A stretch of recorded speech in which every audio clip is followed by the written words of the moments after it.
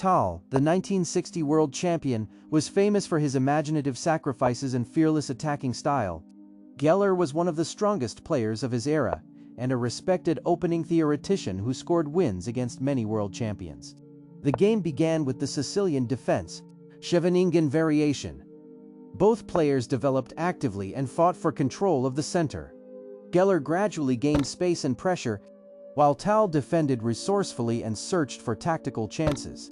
After a tense middle game filled with strategic maneuvering and accurate play from both sides, neither player could gain a decisive advantage. The hard-fought encounter ended in a draw after 21 moves, showcasing the high level of Soviet chess during its golden age. Caption under 100 characters.